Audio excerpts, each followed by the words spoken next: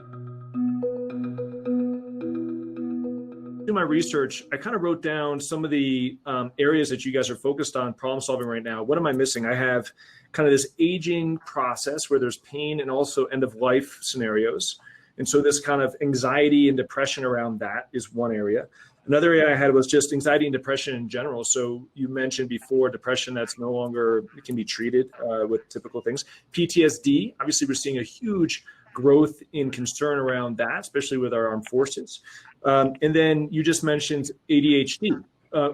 These all seem to play into the mental health realm. Yeah. What am I missing?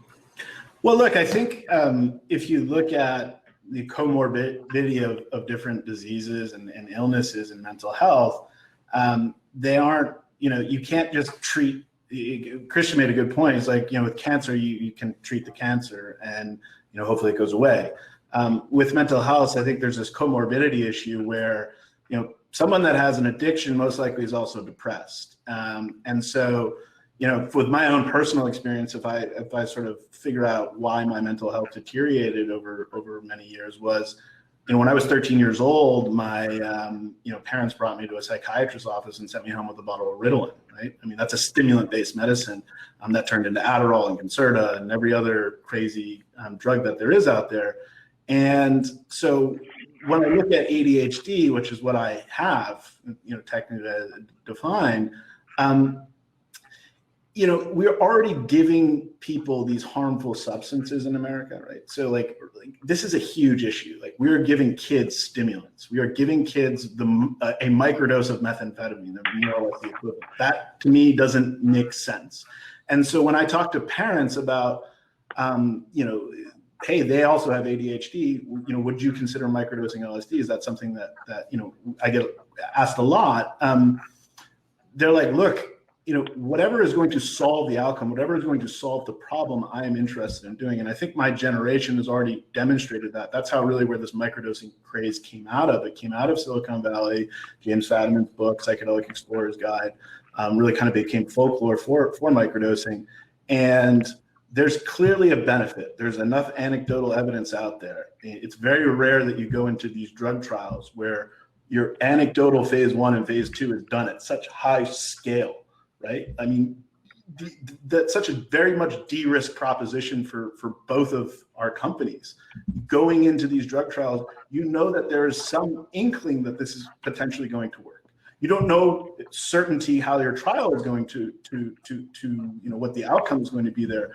But that's, to me, it's a very, as an entrepreneur, that's a very de-risk proposition that you have all that evidence out there. Now, we can't use it for the FDA. They would laugh us out of the room if we brought them a Reddit profile or a trip report or, a microdosing log. But we can do the real rigorous science and do the phase 2A microdosing trial. And we can eventually do phase 3s and we will get to approvals on some of these substances. So explore with me a little bit, because it's interesting. I'm seeing this wave. What are some of the other businesses and industries that will be able to ride that wave? One, I think you mentioned before, kind of VR, AR, so kind of a guided set and setting via software. What are some of the other industries that you've seen, and maybe Seth, you've seen this in other areas where all of a sudden a lot of other companies can come up and support or kind of ride that industry? The obvious one is clinics. Again, they will be bound to clinics. So actually, always one of the questions I get a lot is like, will we make psychiatrists and therapists, whatever, out of work? It's the opposite. We need more of them. Yeah.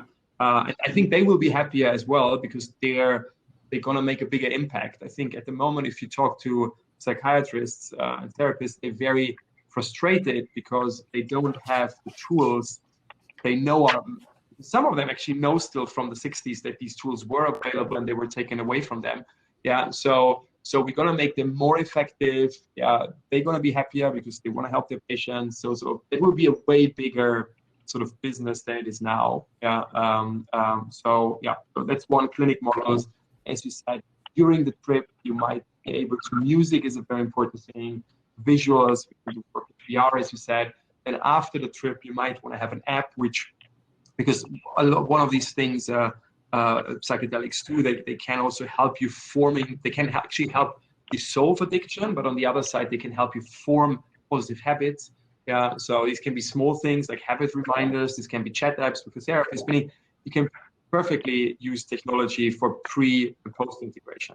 And maybe one point where you said like different illnesses, different drugs. I think what ultimately the underlying case for various mental health issues is often the same, which is some sort of trauma, yeah, which we may be not aware of. And how a lot of psychedelics work on, yeah, is that they help you dissolving that trauma, that pain, which sort of caused then maybe an anxiety, maybe depression, maybe PTSD.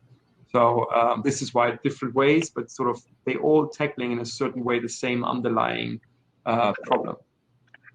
Christian and JR, I'm curious if you guys have a thought on one of the challenges about going after depression and anxiety, for example, are that there's a sort of an embedded industrial complex, if you will, right, of medicines that really are not efficacious, right? I mean, it's actually interesting if you see this, I'm sure you guys are all familiar with it, but the science is that most of the drugs that are used to combat mental health and depression don't actually really work. And it's an open debate about whether even the systems and the pathways that they go after are even relevant, right? And it's interesting sidetrack, which we won't get all the way down. But the reality is that if you're bringing out drugs that are going after those same clinical, the same challenges, depression and anxiety, that you're going against huge embedded large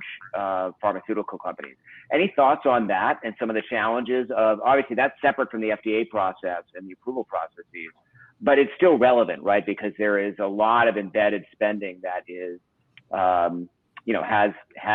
where their drugs are still under patent and they have a lot at stake if it turns out that, these drugs either work better or frankly, if it just comes to light that the existing drugs don't work at all, which is why they've managed to bury all this science and research that suggests that they don't.